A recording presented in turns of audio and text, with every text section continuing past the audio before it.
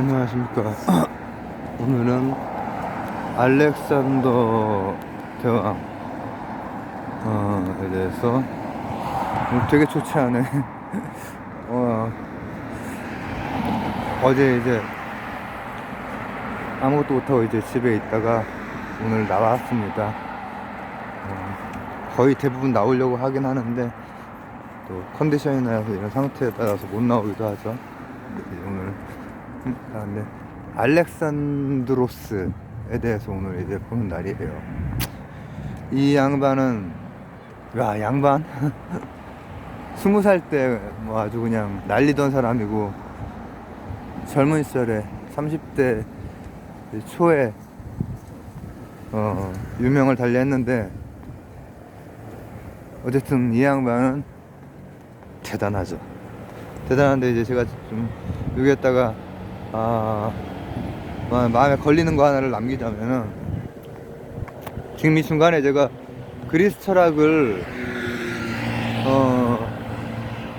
띄엄띄엄 몇 개 이렇게 보고 또 지금 진행하는 거를 우선 진행을 하고 있어요. 근데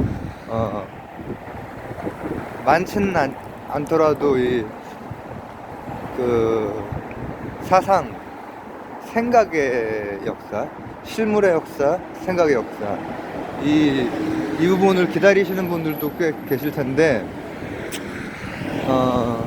그 부분을 제가 이제 한 번에 이렇게 또 갑자기 푹 내려가서 한번 쭉 진행할 거니까, 그 부분이 좀 마음에 걸리고, 뭐 일단 조금 관련된 거 볼 수 있는 재생 목록이라면은 그리스 철학, 헬레니즘 철학, 뭐 헤브라이즘 철학, 뭐 과학을 위한 철학, 이런 것들이 다 자연 철학이라든지 인간 철학이라든지 이런 것들을 다루고 있습니다. 근데 제가 이제 앞으로 할 거는 그 정도 수준으로 할 거면은 뭐 진행을 안 할 거기 때문에, 그래서 제가 적절한 시기에 일단은 지금 진행하고 있는 것들을 조금 진행하는 게, 흐름을 안 끊기고 하는 게 좋을 것 같아요. 말씀드렸듯이 저는 이제 한자 문명권이라든지 힌디 문명권도 쭉쭉 나갈 거거든요. 근데 오늘 되게 특별한 그 알렉산드로 대왕이 좀 특별해요. 왜냐, 자, 서구 역사에서, 자, 이 좀 객관적으로 봅시다. 이때 당시에 전 세계 한번 훑어볼까? 기원전 4세기 정도가 되는데, 기원전 4세기에 여기저기 동서를 한번 훑어봤을 때, 알렉산드로 대왕이 가장 큰 제국, 크기로도 또 내용상으로도 그렇다고 볼 수 있지 않을까.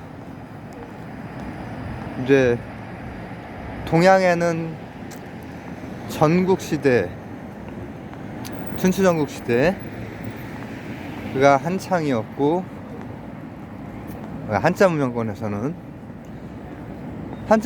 이제 그쪽을 제외하고는 그 정도로 넓은 막 제국, 엄청난 그 땅덩이를 가진 곳이 없었고, 그 다음에 동양으로 우리가 배우지만은 하여튼 인도 그쪽은 그 즈음에 가서, 거기는 북쪽 아니면 남쪽을 중심으로 하는 게 통일이거든요. 전체를 다 이렇게 하지 못해요. 한 번도 역사상 그래 본 적이 없어요. 인도는 알렉산더 제국이랑 만나게 되는, 거의 이제 한 지역의 통일 왕조가 이제 그 즈음에 이제 나오긴 하지만, 거기도 마찬가지, 뭐 아프리카 대륙이라든지 뭐 아메리카 대륙이라든지 이런 데는 뭐 이제 그런 정도의, 그런 수준의 제국이, 땅이 넓다 해도 그런 수준의 제국이 아니었고, 근데 이게 우리가 막 교과서에서 알렉산더 대단하다 배웠으니까, 알렉산드로스라고 하나 요즘에? 다 대단하고 배웠으니까는 뭐 큰 제국을 건설하고 상당히 문무겸비고 이렇게 얘기할 수 있죠. 얘기할 수 있는데 한번 생각해 보세요. 기원전 13세기 전 3300년 전에 이집트하고 히타이트라고 하는 꽤 큰 영역을 아우르는 제국과 왕국이 카데시 전투에서 한번 붙은 경험이 있어요. 아주 큰 것만 한번 갈무리 해보는 거예요. 그렇게 붙었어. 그리고 나서 또 한 수백 년이 지나고 나서는 다리우스 1세라고 하는 양반이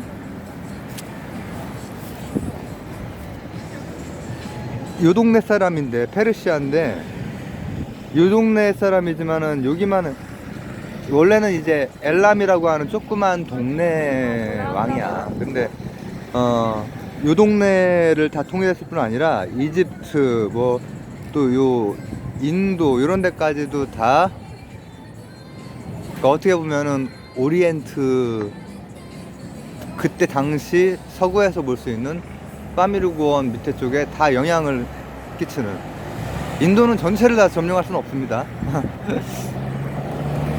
이제 영국 같은 데는 워낙에 기술이 좋으니까는 여러 가지 책략을 쓰면서 제국주의 그 노하우가 오래부터 있으니까는 이제 영국을 이렇게 했지만,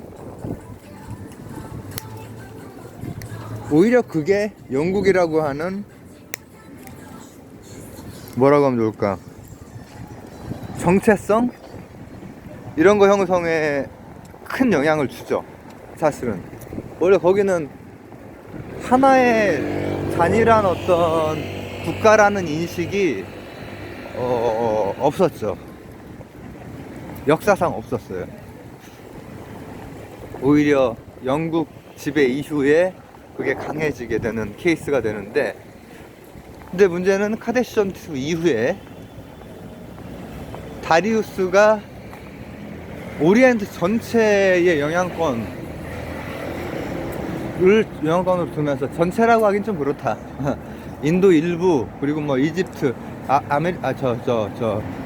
아프리카 대륙에서는 이집트 뭐 근처, 이집트하고 그 주위 뭐 이렇게 하면서 정말 대제국이었단 말이에요. 근데 이제 그리스한테 깨지죠. 깨지고 나서 바로 알렉산드로스는 오리엔트와 옥시던트, 동양과 서양을 전부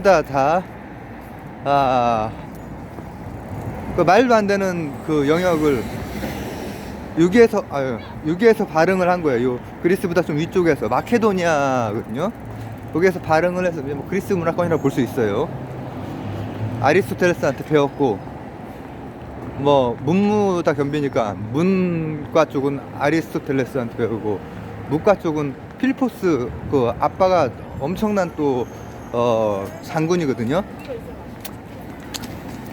그리고 알렉산더 자신도 굉장히 잘 이렇게 쳤고 그 아마 그 그림이나 뭐 그런 것들 보면은 딱 봐도 강해 보이죠. 근데 이 사람이 드디어 서구의 전체를 통일한 사람이라고, 서구의 전체 제국을 한번 세워본 사람이다. 물론 제가 말씀드렸듯이 각 대륙의 영향권 정도, 왜냐면 거기 전부 다 할 수 있는 곳은 아니야. 그렇지만은 그만큼 한 게 세계 최초란 말이야. 기네스북에 올라야 돼. 바로 그 알렉산더에 대해서 한번 오늘 보려고 하는 거예요. 참 젊은 사람인데 한 20살부터 해서 33살인가? 30대 초반까지 활동했던 사람이죠. 근데 굉장히 노련하고 완전 그냥 그 머릿속에 지략이나 이런 건 노인네야. 그리고 몸은 그냥 그 젊은 그 몸이고. 자, 그거를 가기 전에 그리스는 지금 망해가고 있잖아. 망해가고 있는데 이제 어떤 일이 생기냐면은 이제 그리스 근처에 뭐 아테네, 스파르타 이런 얘기인데, 그리고 뭐 그 근처에 테베 이런 얘기인데, 그리스가 패권을 잡았다가 스파르타로 갔지만 스파르타도 이제 테베한테 이제 또 망하고. 근데 테베도 별게 없어. 스파르타나 테베의 특징은 뭐냐면은 역량이 그리스와 비교했을 때 역량이 많이 부족했다. 전체적인 역량, 문화의 힘 이런 것은 부족했다. 그렇기 때문에 그리고 그들이 사실 다 그 혈통적으로 다르다고 보기 힘들잖아요. 그러나 이제 아테네 입장에선 스파르타도 다르고, 스파르타 입장에선 테베도 다르고, 테베 입장에선 마케도니아도 다른 거예요. 다 각각 자기들보다 북방 쪽에 있는 쪽을 다르다라고 보지만 사실상 다 위에서 내려온 거고, 처음부터. 그 다음 1차 정주, 2차 정주 하면서 내려온 거지. 뭐 생각하시면 되냐면은 부여, 고구려, 백제 다 다른 나라고 서로 다투기도 했죠. 그리고 뭐 당연히 내려오면서는 혼혈이 되기 때문에 이제 북방계는 막 이렇게 좀 더 컸을 거 아니야. 큰 사람들이랑 이제 남방으로 내려오면서 삼한 있는 그쪽은 이제 좀 더 작았을 거라고. 그러면 그 사람들이랑 혼혈이 돼서 좀 이제 조금씩 달라 보이긴, 별로 달라 보이지도 않았을 거야. 근데 어쨌든 그런 상태인데, 이제 나라가 세워지고 하면은 이제 다른 나라가 되는 거야, 실제로. 우리나라 잘 생각해 보십시오. 지금 현재도 우리나라 지금 갈려있죠. 각각 다른 나라로 실질적으로는 우리나라 헌법에는 이제 거기가 반국가단체가 점령한 곳이라고 되어 있지만은 실질적으로는 각각 다른 나라로서 이렇게 하고 있죠. 고대에도 마찬가지고, 또 뭐 남북국 시대라고 이제 막 배우는 발해라든지 이런 데도 마찬가지로 같은 민족, 같은 뿌리인 건 확실하지만은 다르게 느낀단 말이야. 그리고 가만 보면은 그래서 뭐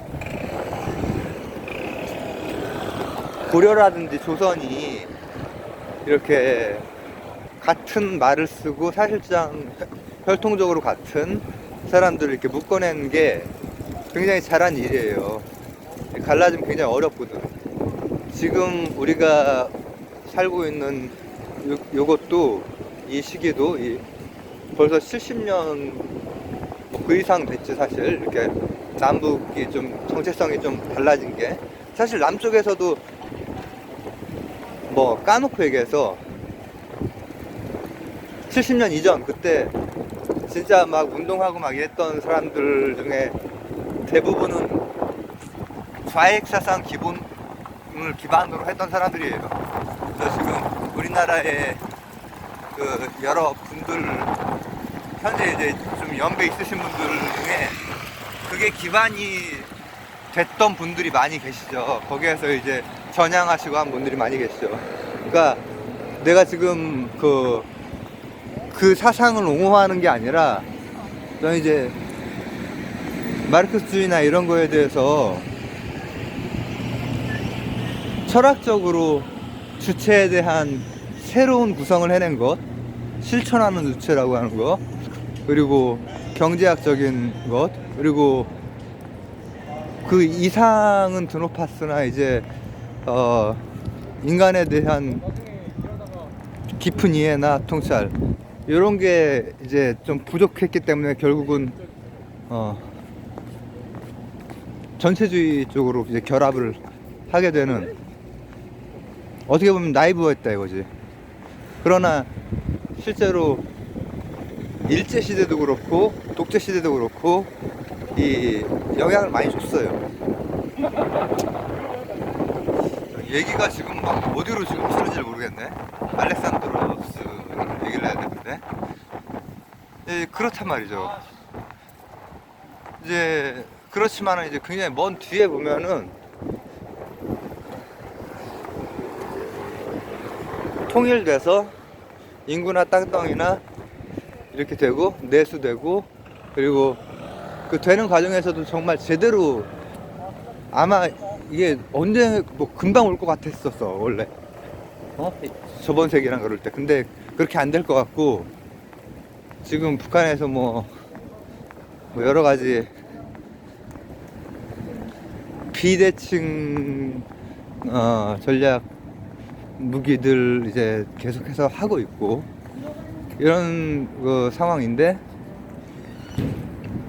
역사가 많이 지나고 나면은 결국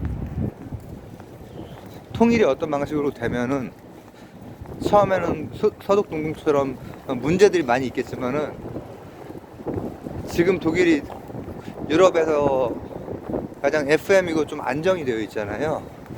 어떤 면에서는 너무 좀 경직되어 있는 부분도 있긴 하지만은, 그래도 가장 지금 현재로서는 인도적이고 뭐 이렇게 그렇단 말이죠. 근데 시간 많이 지나고 나서 통일이 되면은 국제 역학을 어떻게 타고 통일이 되느냐에 따라서는 우리나라가 막 열강은 우리나라는 되게 힘들지.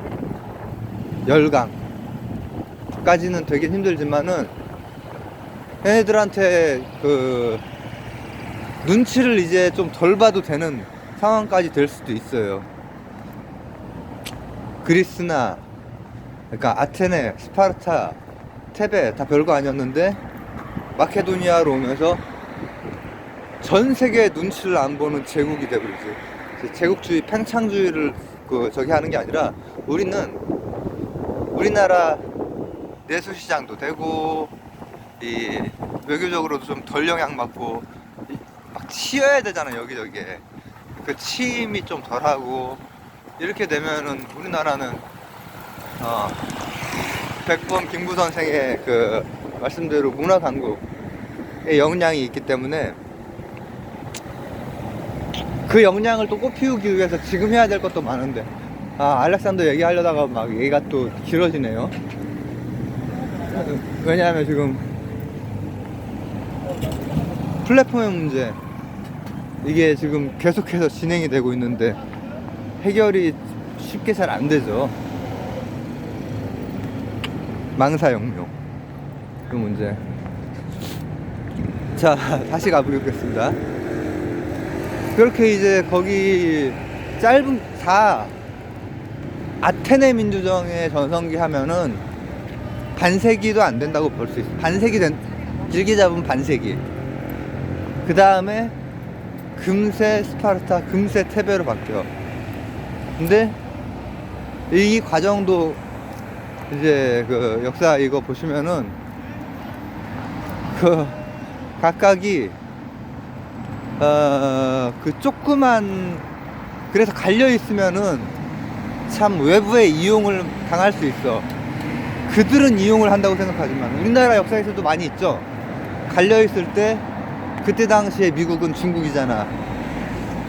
그리고 또 이제 일본과의 관계에서 임진왜란 때, 사실 임진왜란이나 아니면은 을사늑약 이럴 때도 일본 쪽이랑 내통했던 사람들도 있거든요, 우리나라에. 근데 거기도 마찬가지로 그 역사의 그 복잡한 부분에 페르시아랑 내통을 여기저기에서 해요.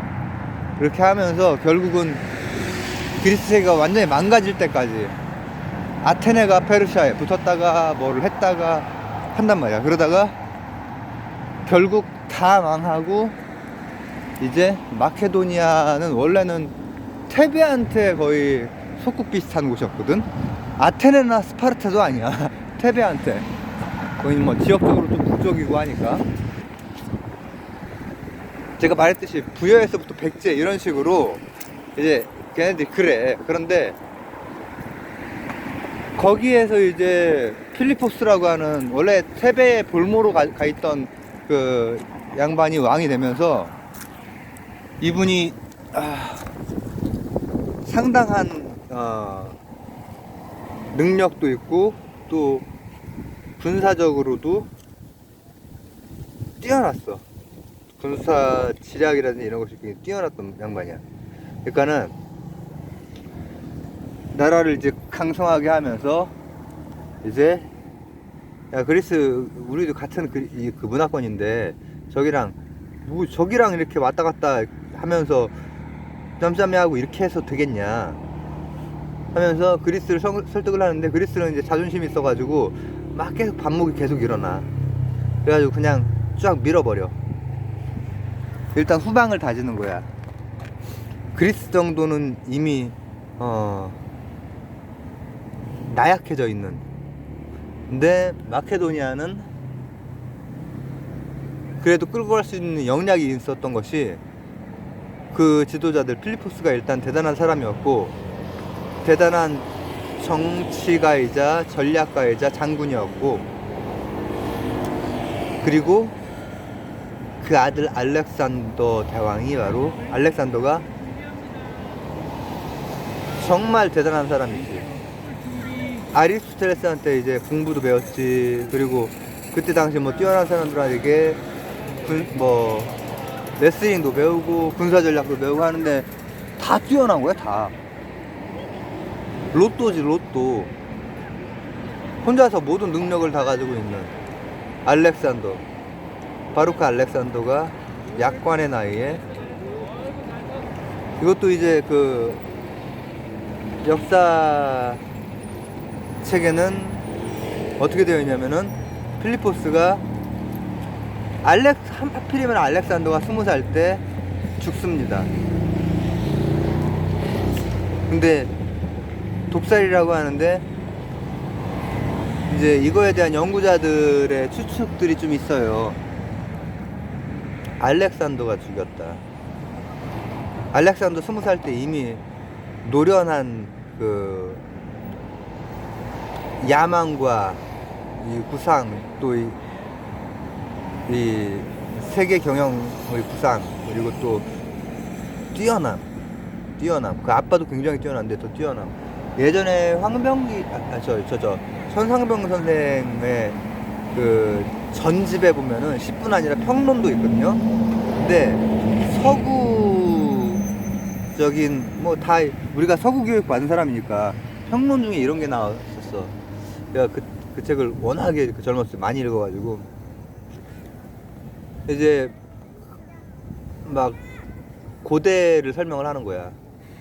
고대 왕이 된 자, 아주 막 우람하고 막 이 튼튼하고 막 용맹스러운 왕이 나이가 좀 들고, 그 아들이 엄청난 기백의 그 아들이 왕을 살해를 하고 자신이 왕이 되고, 이런 게 되게 그 서구 부족에서는 그런 신화도 많이 있을 뿐더러 실제 역사에서도 그렇게 추측되는 경우들이 있죠. 알렉산더 경우도 그렇고.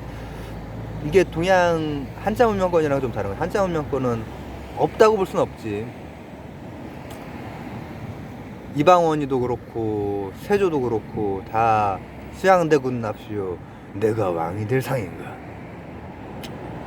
이거는 좀 이상했다. 그러나 여기는 이제 기본적으로 농경이 이미 빠르게 정착이 됐고 해가지고 그 질서, 이 한자 문명권의 그 질서 안에 있었던 곳이라서 좀 덜한데, 그쪽은 굉장히 많지. 막 그런 묘사가 나와있던 그 평론이 있었는데, 정말 그런 묘사처럼 제가 추측하기에 알렉산더가 너무 뛰어났고 야망이 컸다. 야망이 컸다. 이방원이나 수양대군이나 뭐 각각 태종, 뭐 세조 이렇게 불러야겠죠. 그리고 알렉산더나 죽을 때 파노라마처럼 그 자신이 뭐 잘못한 부분들이 막 스쳐가지 않았을까 그런 생각이 들어요. 제가 인간으로서는 되게 싫어하거든요. 그 사람들이 결국 태평성대를 만들고 헬레니즘 제국을 만들지만, 왜냐하면 제가 이러면은 그 추측을 제가 그런 연구자들의 그 가설을 제가 지지를 하는 셈이 되는 건데, 저는 이제 실제로 그렇게 지지를 하죠. 왜냐면은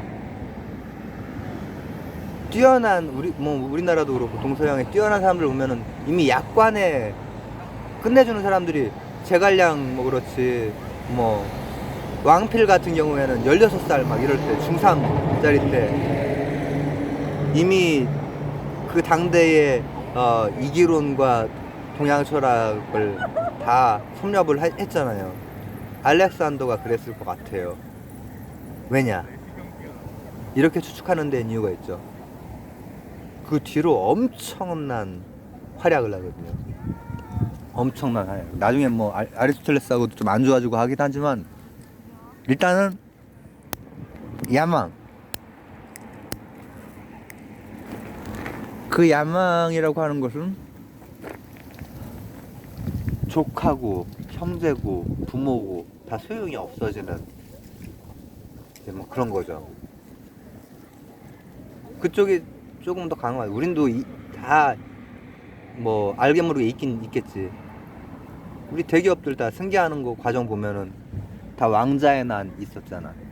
지금은 자본주의 세상이기 때문에 정치에서 그렇게 하는 게, 군사정권이나 독재정권 때는 뭐 그렇게 했지만은 이 정계가 그래요, 사실은. 근데 얼마 전에 그 뉴스 보니까는 뭐 큰 몇 곳에서 승계 안 한다고 이렇게 얘기하더라고. 이재용 회장도 저는 자식들에게 승계할 생각이 없습니다, 뭐 이렇게 얘기를 하고 하던데, 한번 봅시다. 왜냐면 걔네들도 그 동의를 해야 될 텐데. 이재용 회장이 어느 정도 나이가 되나? 나보다 한 몇 살 위일 것 같은데, 그러면 이제 자제분들이 좀 있으면 야권의 나이 벌써 됐을 것 같다. 왜 승계를 안 해준다는 거야? 이럴 수 있겠죠. 근데 바로 제가 이제 그러한 추측의 설, 이거는 음모론이랑 좀 달라요. 근거가 있으니까.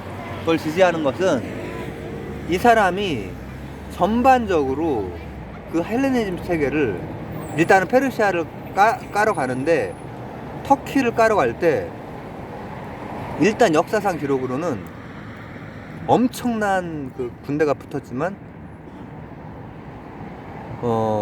그리스 쪽은, 근데 그리스 쪽이라고 할게요. 그리스 통일하고 간 거니까, 옥시전트를 통일하고 오리엔트로 간 거니까 30명 좀 넘게 죽었고, 페르시아 쪽은 2만 명이 좀 넘게 죽었어요. 터키 쪽에서, 소아시아 쪽에서. 그러고 나서는 거의 무혈입성이야. 너무 무시무시한 거야. 일단 전략이라든지 이런 게 너무 뛰어나고 똑똑하고 세고, 그리고 원래 페르시아에 이제 중요한 부분들이 몇 곳이 있단 말이죠. 수사라든지 페르세폴리스 이런 곳으로 진격을 하는 게 아니라 이오니아 지역 이쪽을 에서부터 이집트까지를 먼저 넣습니다. 나중에 그래서 이집트 알렉산드로스가 바로 문화의 중심지가 되죠. 그러니까 이 사람은 싸움도 엄청 잘하고 문화적인 그 교육도 그때 당시 최고의 과외를 받았으니까, 아리스토텔레스한테. 그러니까는 이미 약관의 나이에 완성형 황제인 거야, 제국에. 그러니까 필리포스라고 하는 뛰어난 사람보다 성출어람이고, 아마 그 연구자들의 하나의 설인 그 독살의 배우가 알렉산드로스였을 것이다 라고 하는 것에 그런 설이 있다라고 하는 걸 일단 알아두시고, 이제 저는 그게 상당히 저는 거기에 상당히 조금 이렇게 그럴 수 있겠다라는 생각이다. 왜냐, 이 양반이 가지고 있는 세계 구상, 요거는 필리포스한테 보기에는 힘든 거거든요. 그렇기 때문에 이제 물 들어올 때 배 띄워야 되는 거야. 노져야 되는 거야. 그러니까 무정하게 그렇게 하고, 나중에 이제 참 젊은 나이에 요절을 했는데, 그 순간에는 분명히 아빠가 떠올랐을 것 같아. 세계사는 썼지만은, 세계사 쓴 게 다 뭐야. 아빠가 마지막 순간에 안타깝게 떠오른다면. 어쨌든 역사는 바뀌었어. 그래서 알렉산더 대왕이라고 하는 제왕이 드디어 그러니까 페르시아보다 몇 수 위야. 전쟁도 그냥 쫙쫙 나가고, 페르시아에서 생각했던 거랑 다른 방향으로 진격하고, 그리고